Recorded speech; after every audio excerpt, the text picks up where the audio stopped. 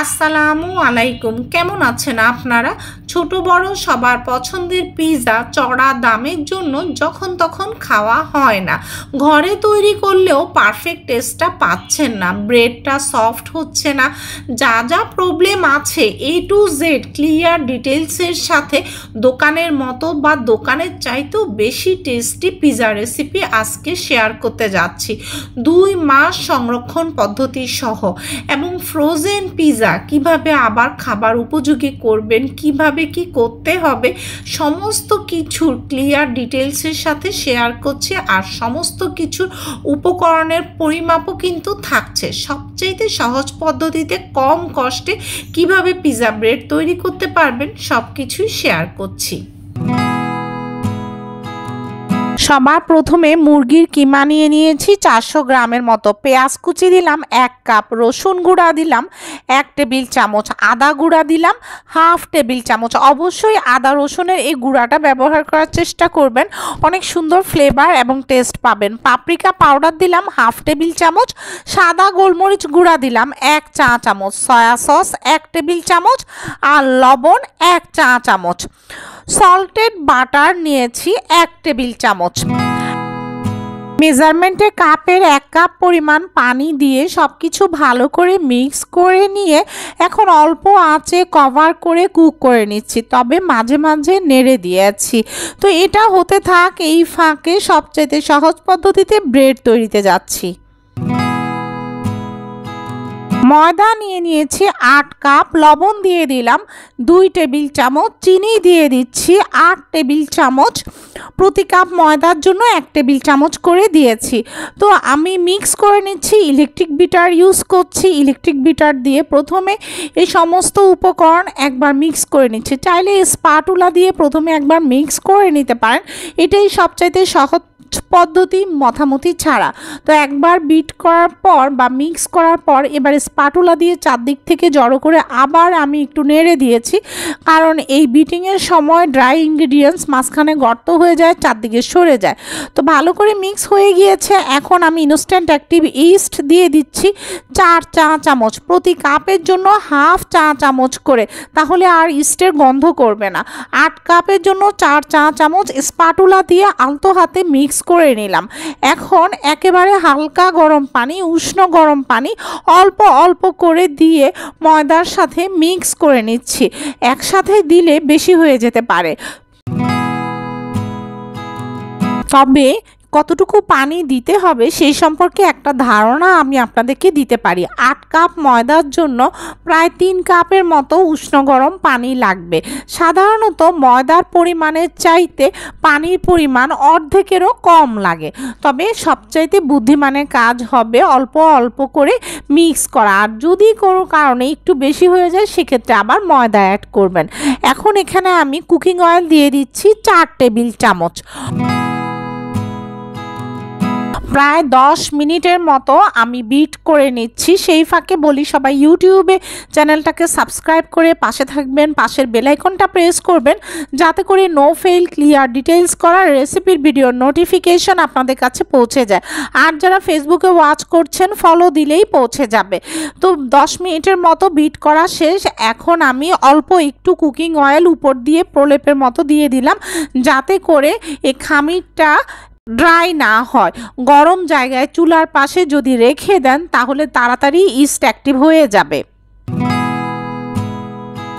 এরই মাঝে চিকেন কিমাটা কিন্তু রেডি হয়ে গিয়েছে। তো এখন চলুন আমরা খামিরের অবস্থা দেখি। পারফেক্ট পিৎজা ডো রেডি, কতটা ফুলেছে সেটা আপনারা দেখতেই পাচ্ছেন। তো এখন আমি ভিতরের বাতাসটা বের করে দিচ্ছি। এই পিৎজা ডো দিয়ে আপনি যে ব্রেড তৈরি করবেন সেটা কিন্তু একদম পারফেক্ট হবে। আর কিভাবে তৈরি করতে হবে সেটারও একটা পদ্ধতি দেখাচ্ছি। আগেও আমি বেশ কয়েকবার পিৎজা তৈরি করা দেখিয়েছি, বিভিন্ন টেস্টি পিৎজা দেখিয়েছি, স্পেশালি বলতে পারি কালা ভুনা পিৎজা তৈরিও দেখিয়েছি। তো দেখুন আমি ভিতরের এই বাতাসটা বের করে দিলাম। আজকে আমি সুজি ব্যবহার করব, ময়দার ব্যবহার বহুবারই দেখিয়েছি, আজকে সুজির ব্যবহারটা দেখাচ্ছি। আর দেখুন আমি প্রথমে পিৎজা ট্রেটাতে সুজি নিয়ে নিলাম আর একটু ঘষে ঘষেও নিলাম।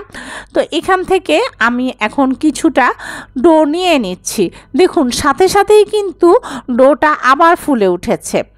পারফেক্ট ব্রেডের জন্য যেরকম ডো প্রয়োজন সেটা আমাদের রেডি। এখন সুজি বারবার নিয়েই কিন্তু আমি এই খামিরটা বা এই ডোটা সেট করব ব্রেডের জন্য। এটা কিন্তু একটু দেখার বিষয়। দেখুন, আর সুজি দিলে না একটু ক্রিস্পিও হয়। তো ময়দা ব্যবহার করতে পারেন। প্রথমে হাত দিয়ে একটু চ্যাপটা করে নিয়েছিলাম, এখন দেখুন দুই দিক দিয়ে এভাবে টেনে টেনে একটু বড় করে নিচ্ছি। তো কিছুক্ষণ আমি পিৎজা ট্রেতে রেখে এভাবে চেপে চেপে ছড়িয়ে নিব, কিছুক্ষণ আবার হাতে বর্ডারটা টেনে টেনে সেভাবেও করব। আর সুজিটা বারবার ব্যবহার করছি, আজকে যেহেতু সুজি দিয়েই করছি, ময়দা দিয়ে করছি না।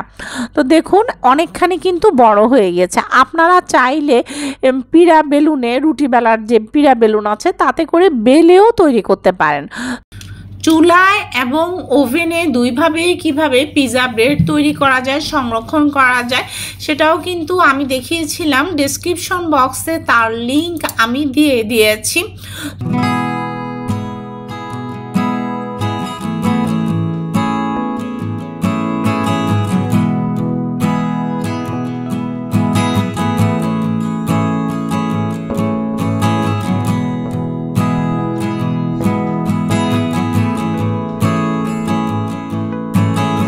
যতবার যেখানে প্রয়োজন হবে বা হাতে লেগে আসবে অবশ্যই সুজি ব্যবহার করবেন। তো কথা বলতে বলতে দেখুন সেট কিন্তু হয়ে গিয়েছে। এখন আমি বর্ডারটা সেট করব হাত দিয়ে টিপে টিপে। এই যে এই সাইডটা আমি একটু উঁচু করে এভাবে দিচ্ছি।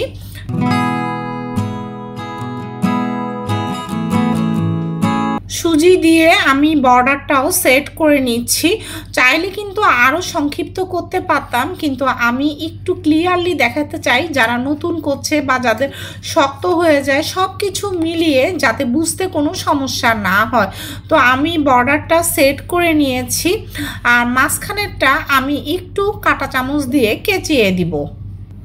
আমি ইলেকট্রিক ওভেনে বেক করছি 225 ডিগ্রি সেলসিয়াসে 20 মিনিট আগে প্রিহিট করে নিয়েছিলাম। তো প্রথমে আমি ব্রেডটা 4 মিনিট করে আগে বেক করে নিচ্ছি। সবগুলো ব্রেড এভাবে করে আগে আমি তৈরি করে নিচ্ছি। আরেকটু ক্লিয়ারলি আমি ওভেনে বেকিংয়ের কথাটা বলি। আমি মাঝে তাকে আপ ডাউন হিট অন করে প্রি হিটেড ওভেনে 225 ডিগ্রি সেলসিয়াসে 4 মিনিট করে এই ব্রেডগুলো বেক করে নিয়েছি।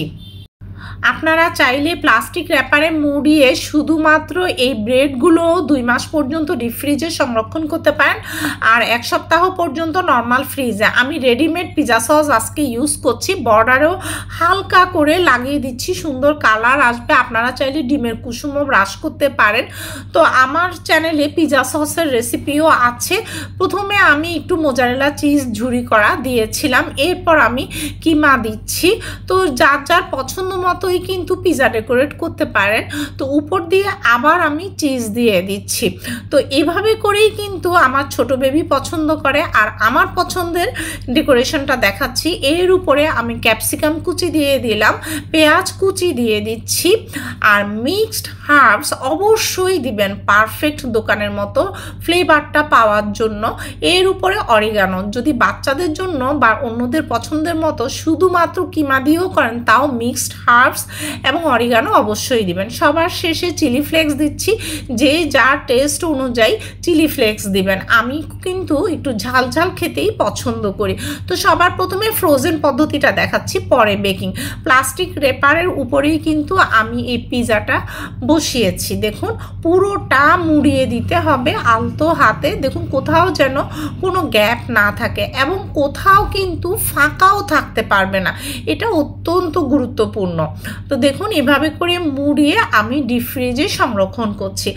আবার যখন আমি এটা খাওয়ার জন্য বের করব সাথে সাথে কিন্তু আপনি বেক করতে যাবেন না। ডিপ ফ্রিজ থেকে বের করে আগে 30-40 মিনিট রুম টেম্পারেচারে রেখে ডিফ্রস্ট করে তারপর বেক করতে হবে। এখন দ্বিতীয় স্টেপ বেকিংয়ের কথাটা বলি, সেটাও 225 ডিগ্রি সেলসিয়াসে প্রিহিটেড ওভেনে 12 মিনিটের মতো বেক করলেই হয়ে যাবে।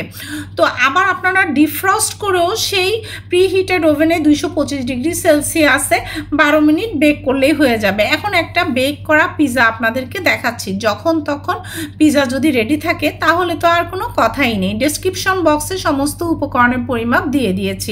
ভালো থাকবেন সবাই, পরবর্তী ভিডিও দেখার নিমন্ত্রণ রইল। আল্লাহ হাফেজ।